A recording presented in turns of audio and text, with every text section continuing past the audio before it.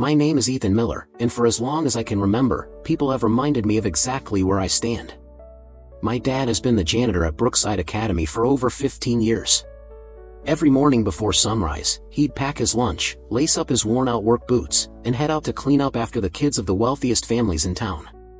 And every afternoon, I'd meet him there to help with little things, emptying trash bins, organizing closets, before we'd go home together. I was lucky, though. Because of his job, I got a full scholarship to attend the same private school where the sons and daughters of CEOs, doctors, and celebrities studied. On paper, I was one of them. In reality, I was invisible unless they needed someone to laugh at. That Monday morning started like any other. Dad and I were in the art room, cleaning up after what must have been a paint war over the weekend. I was on my knees scrubbing blue and green splatters off the tiles when something slid under the door. It was a thick white envelope, the kind you only see in wedding invitations or legal letters. My name was written on the front in gold, shiny ink. At first, I thought it had to be a mistake. Nobody ever wrote my name unless it was to mark me late on an attendance sheet. "Dad," I called out, holding up the envelope. "Did you see this?" He stopped sweeping, leaned his mop against the wall, and took it from my hand. His rough fingers ran over the gold letters before he carefully opened it. His eyebrows lifted as he read. Then he handed it back to me. "It's an invitation," he said slowly, almost suspiciously. "To the Carters' summer party." The Carters. Everyone in town knew them. Mr. Carter owned half the shopping centers in the county. Mrs. Carter ran charity events that ended up in glossy magazines. Their son, Ryan, was captain of the football team, straight-A student, prom king, basically the guy everyone wanted to be or date. And now, apparently, they wanted me at their annual summer bash. I stared at the elegant script on the invitation. Why would they invite me? Dad didn't answer right away. He just looked at me with those tired but sharp eyes, the kind that had seen people for who they truly were. "I don't know," he said finally, his voice low. "But be careful, Ethan. Those people, they don't see us the way they see themselves." I tried to laugh it off, but deep down, I felt it too. Still, there was another part of me, a stubborn, hopeful part, that thought maybe, just maybe, this was a sign. Maybe I wasn't just the janitor's son to them anymore. All day, the invitation burned a hole in my backpack. Between classes, I'd take it out just to look at it again. The gold letters seemed to sparkle under the fluorescent lights of the hallway. By lunchtime, the whispers started. I could feel people staring at me, some snickering, others with raised eyebrows. When Ryan Carter walked past my table and smirked, "See you at the party, Miller," I didn't know if he was mocking me or being serious. That night, at home, I showed Mom, or at least the picture of her I kept on my nightstand. She passed away when I was 10, but sometimes I still talk to her when the house feels too quiet. "Mom," I whispered, tracing my finger over her smile on the photo, "you think I should go? You think maybe this is my chance to, I don't know, fit in?" In the living room, I heard Dad fixing the squeaky cabinet door for the 100th time. He didn't say much more about the invitation. But later, when I found my only decent shirt ironed and hanging on my door, I knew his silence wasn't disapproval. It was worry. I didn't sleep much that night. Every time I closed my eyes, I imagined walking into that mansion, the lights, the music, the people finally seeing me for me, not for the job my dad did. Maybe this was it. Maybe things were finally going to change. But a voice in the back of my head, maybe my dad's, maybe my own, whispered something I didn't want to hear. "Careful what you wish for, Ethan." The night of the party, Dad pressed my only decent shirt, a plain white button-down I usually saved for church. It still had a faint bleach smell from the last time he washed it, but he'd done his best to iron out every wrinkle. When he handed it to me, his eyes lingered for a moment. "Just be yourself, Ethan," he said quietly. "That's more than enough." I nodded, even though my stomach was in knots. By the time I got to the Carter's mansion, the sun had dipped behind the hills, and the driveway was lined with expensive cars I'd only ever seen in magazines. Music pounded from the backyard, a deep bass you could feel in your chest. Lights glowed from every window, spilling across the perfectly trimmed hedges like a scene from a movie. I walked up to the front door and hesitated. My shoes looked cheap against the marble steps. My shirt suddenly felt too small, too plain. I almost turned around, but before I could, the door swung open and a girl with perfect makeup and a champagne glass in her hand smiled, the kind of smile that didn't quite reach her eyes. "You must be Ethan, right? Ryan said you'd come. Come on in." Her voice was sugary but sharp, like she'd been waiting to see what the janitor's son looked like up close. Inside, it was another world. The chandelier in the foyer looked like it could pay off our mortgage. Everywhere I turned, there were people laughing, holding glasses filled with drinks I couldn't name, and taking selfies against walls that probably cost more than our entire house. At first, no one paid attention to me. I hovered near the kitchen, clutching a plastic cup of soda, trying to blend into the wallpaper. But then I heard it, Ryan's voice cutting through the noise. "Hey, look! The janitor's kid made it." The laughter that followed was sharp and instant. My ears burned, but I forced a smile and raised my cup in a half-hearted wave, like it didn't bother me. Inside, though, it felt like every eye in the room was pinning me down. I found a quieter spot near the pool and stood there, pretending to text on my phone, trying to look busy. That's when Madison, Ryan's sister, walked over. She was different from the others. Softer. She offered me a kind smile. "Hey," she said, her voice almost gentle. "I'm glad you came. You don't really hang out with people here, do you?" I shook my head. "Not really. Guess I don't exactly fit in."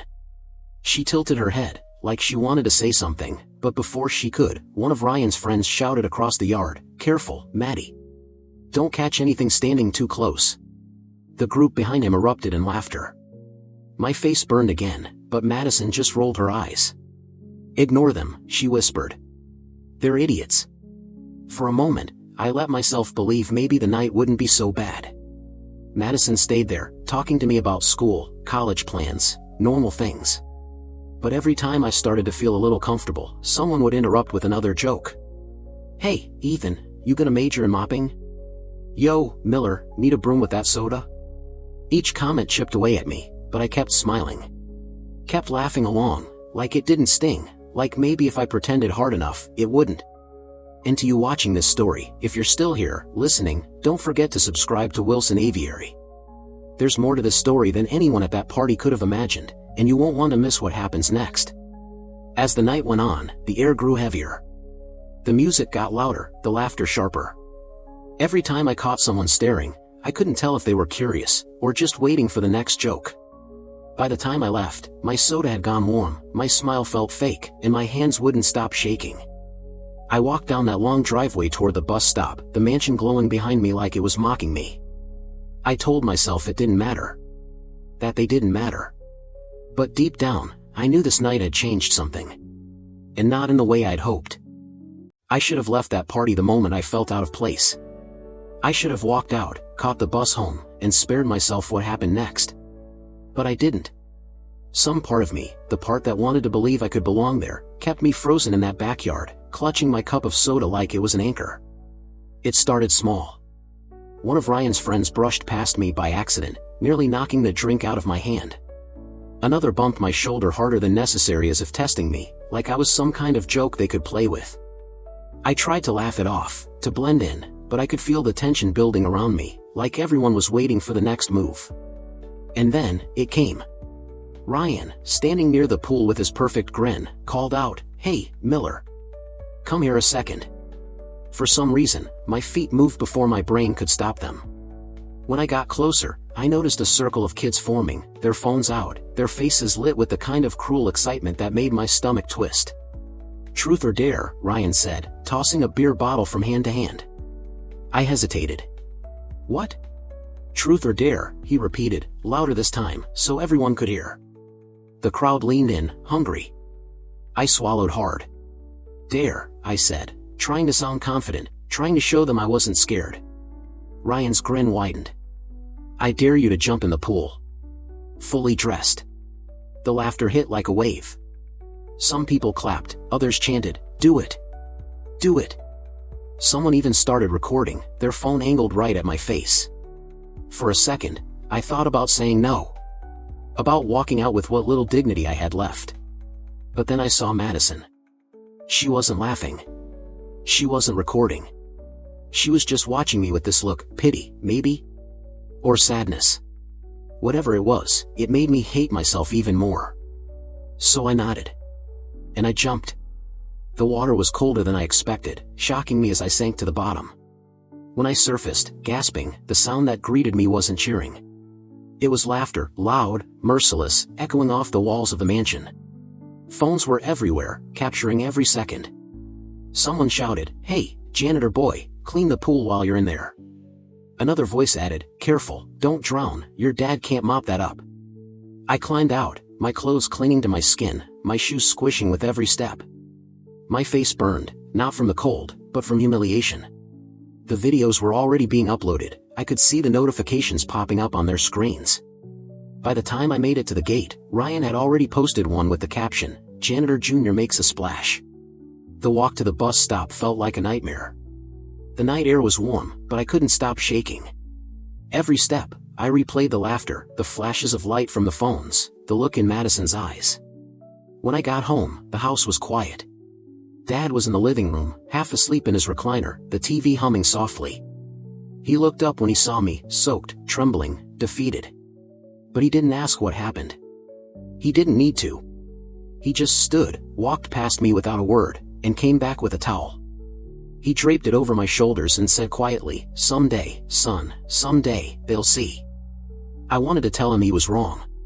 That they'd never see me as anything more than what they thought I was, the janitor's kid, the kid who didn't belong. But I couldn't. My throat was tight, my chest heavy. So I just stood there, dripping water onto the kitchen floor, gripping the towel like it could hold me together, and silently promised myself one thing. One day, they'd remember my name. Not because they laughed at me, but because they'd wish they hadn't. The Monday after the party was brutal. By first period, everyone at Brookside Academy had seen the video. It was everywhere, Instagram, TikTok, even a meme page some senior ran. Everywhere I walked, I heard whispers, snickers, and fake coughs of splash when I passed by. I kept my head down, focused on getting through the day without exploding. Dad told me to ignore it, that people like them only had power if I gave it to them. But ignoring it didn't make the sting go away. Every hallway, every class, every cafeteria table felt like a reminder that I didn't belong there, that I was the punchline to their joke. Then, 2 weeks later, something caught my eye on the bulletin board outside the science lab. A simple flyer, taped crookedly, State Science Innovation Challenge, winner receives full scholarship. For a moment, I just stood there, staring at it. The bold letters blurred as my mind started spinning. A scholarship. A way out. A chance to prove that I was more than the name they'd given me, more than Janitor Jr. I already had something that could work. For months, in the garage, I'd been tinkering with an idea, a water filtration system. It started small, just a project to help Dad save money on bottled water. But I kept improving it, adjusting the design, testing different materials until the water came out cleaner than most brands you'd buy at the store. That night, I brought the flyer home and slapped it down on the kitchen table. Dad was eating his usual late dinner, reheated leftovers and black coffee. He glanced at the paper, then at me. "What's this?" he asked. "It's a science competition," I said, trying to keep my voice steady. "Winner gets a full ride. I think I can win." Dad leaned back in his chair, folding his arms. His face didn't give much away, but his eyes were soft, curious. "This about those kids again?" "No," I lied, though we both knew it wasn't the whole truth. "This is about me. About us. I need to try, Dad. I need to do something." For a long moment, he didn't say anything. Then, finally, he nodded. "All right. But if you're gonna do this, do it right. No half-trying. You give it everything you've got." And I did. Every afternoon after school, while most kids were out at practice or parties, I was in the garage. The air always smelled of motor oil and the faint hint of bleach from Dad's uniforms. He'd sit nearby, fixing a vacuum cleaner or patching a broken mop bucket, humming that same old country song he loved. Sometimes he'd bring me coffee, just quietly setting it next to me before getting back to work. There were nights when nothing worked, when the water came out cloudy or the pressure failed. I'd slam my tools down, ready to give up, but then I'd think about the laughter, the phones, Ryan's smug face. And I'd start again. Meanwhile, the kids at school noticed. They saw my name on the registration list for the competition and wasted no time reminding me of my place. "What are you building, Miller?" one of Ryan's friends sneered one morning. "A broom that sweeps itself?" "Maybe he's inventing a mop with Wi-Fi," another chimed in, laughing. I ignored them.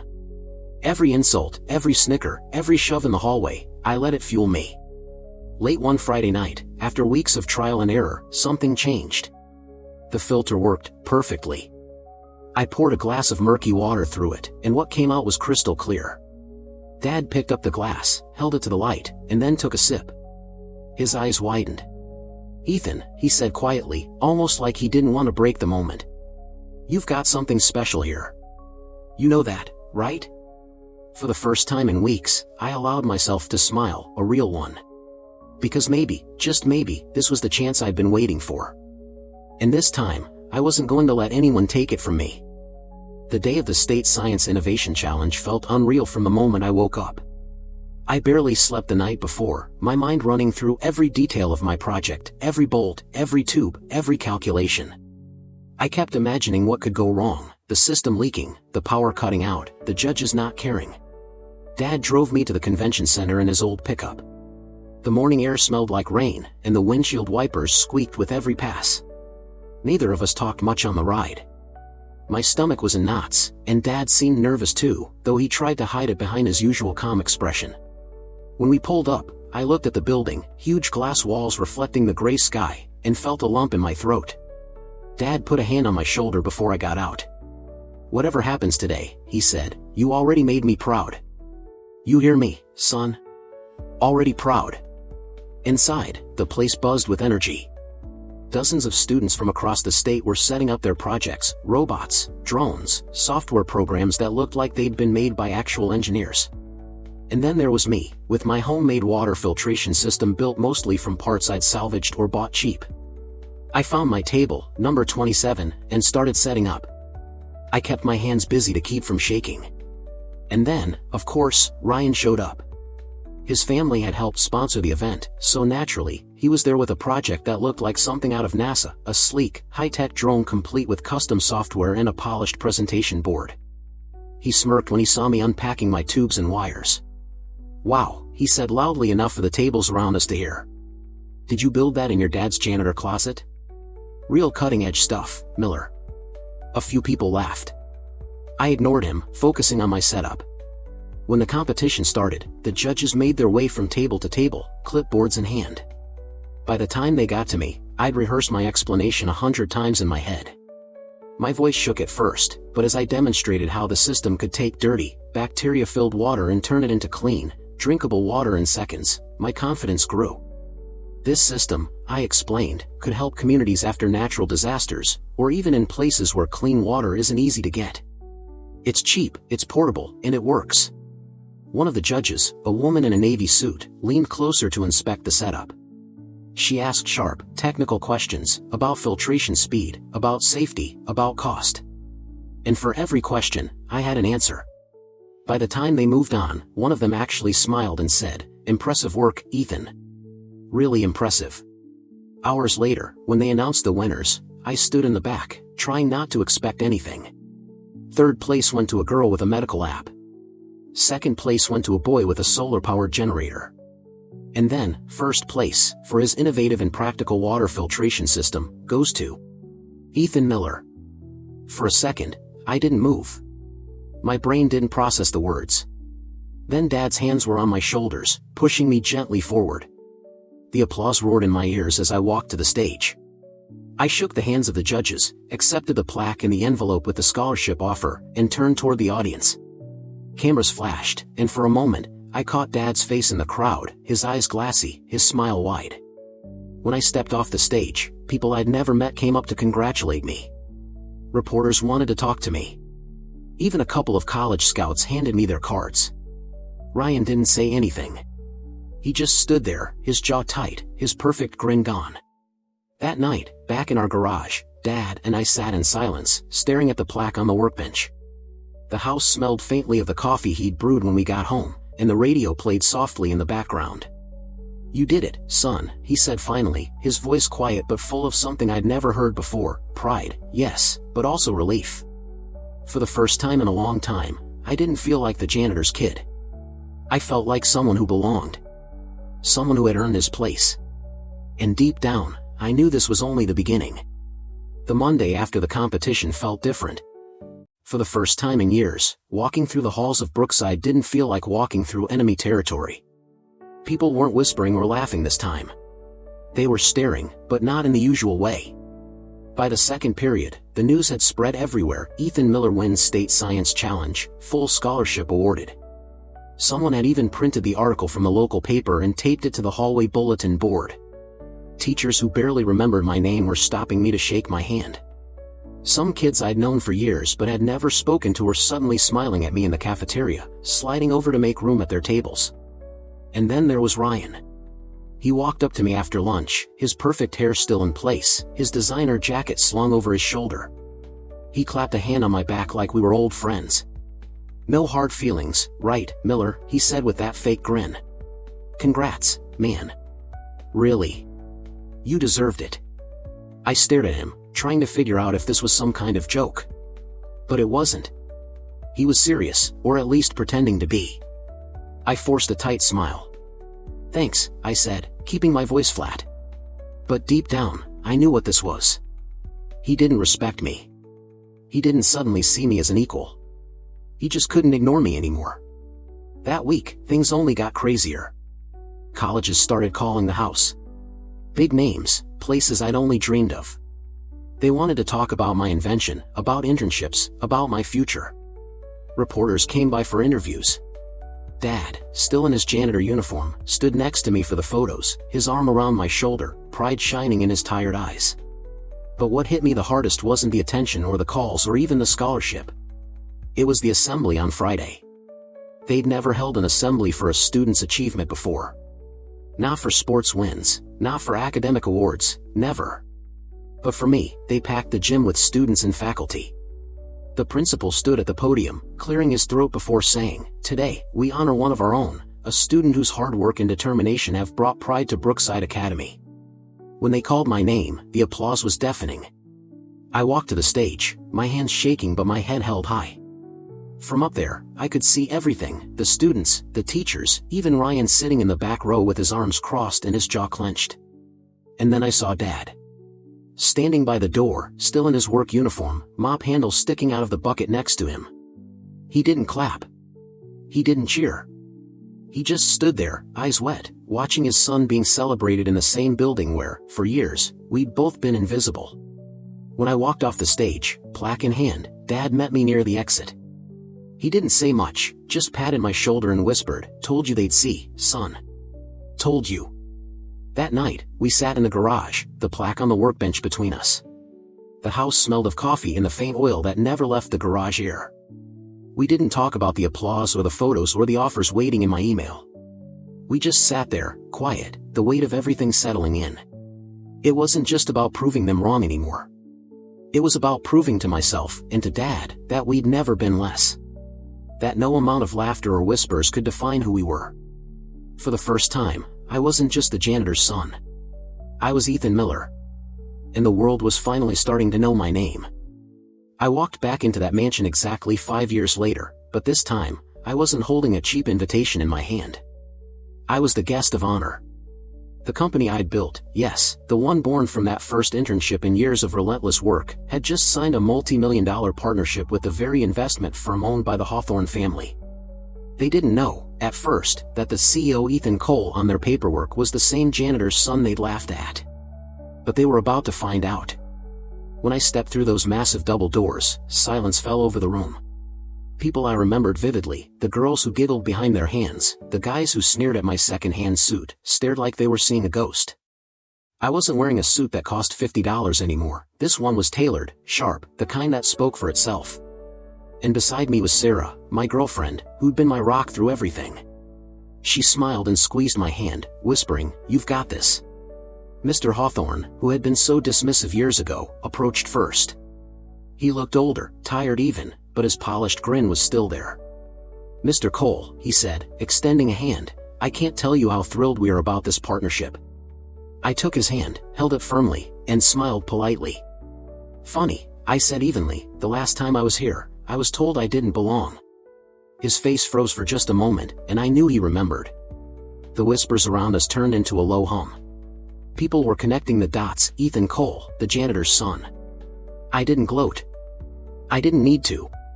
I let my success speak for itself. But I made sure to look every single person in the eye who had humiliated me that night. Not with anger, just a quiet strength they couldn't ignore. Later, during my speech about the partnership, I kept my words simple. 5 years ago, I stood in this very room, invisible to most of you. I was the kid who wasn't supposed to make it. But someone once told me that your value isn't decided by where you start, but by how far you're willing to go. So, here's to going further than anyone ever expected. The applause that followed was polite, some of it genuine, some of it forced. But I didn't care. That night wasn't about them. It was about me, my father, and the promise I'd made to myself standing on the curb outside this mansion years ago. After the event, as Sarah and I left, we passed the valet station where my dad used to stand for hours waiting for me. I stopped for a moment, looking at that spot, feeling a lump in my throat. "We made it, Dad," I whispered under my breath. Driving away, I felt no bitterness, just closure. Life had come full circle. The boy they mocked was gone. In his place stood a man who had earned every ounce of respect, not by proving them wrong, but by proving himself right. And the Hawthorns? They never laughed at the janitor's son again.